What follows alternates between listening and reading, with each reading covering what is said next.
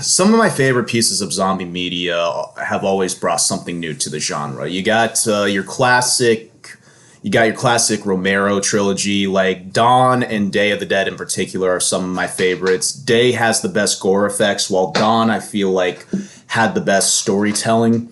And then circling back to Cillian Murphy, I think my favorite zombie movie of all time was 28 Days Later. Mainly because it was a good movie. Well, what I liked about it was because it showed a very realistic take, scientifically wise, on zombies. Because technically they're not zombies; they're infected. They're infected by quote unquote rage, which is just almost like a scientifically fictitious turn on rabies, because it came from a monkey, the rage virus. And of course, going to comedy-wise, gotta love me some Zombieland. I also liked Cooties with Rainn Wilson. Basically, I haven't seen that one. So the zombies are all little children, and the first zombie is affected by a infected chicken nugget in the lunchroom. And oh my god, that scene sounds was like so some bad soup type shit. No, yeah.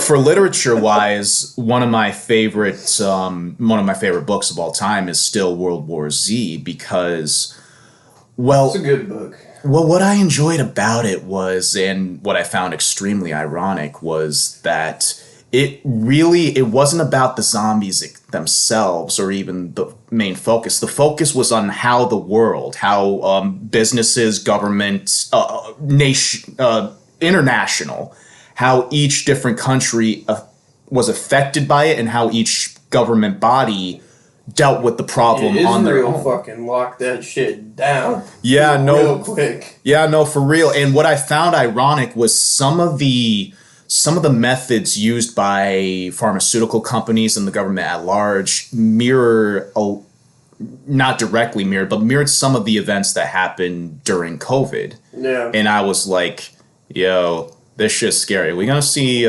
people popping out of the ground in a couple years or something like that? Because that would freak me the fuck out. How do you think the Last of Us show is going to turn out?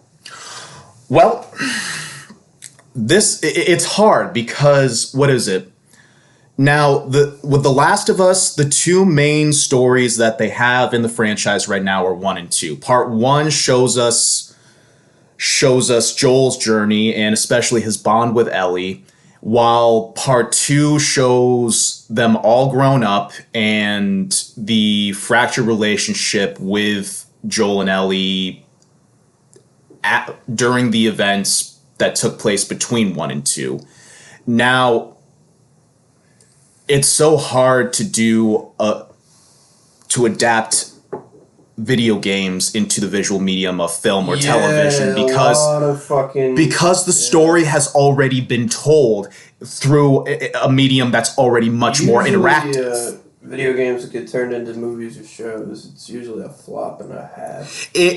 9 times out of 10, yes. But I believe that they can do it because that there is still... Well, the thing about the video games is there's so much time in between, like, not just both games, but even within the games themselves. Like, it's The Last of Us Part 1, for example, that there are... 20-year time jump. There's a 20-year time jump. There's 10 minutes of playing. And not just that, while you're playing it, you go weeks and months on end while Joel and Ellie are trying to make it across the country. And again, there's so much that happened in between 1 and 2 that we just don't know. And I'm extremely curious. Plus, what was it? Pedro Pascal? He's going to play Joel.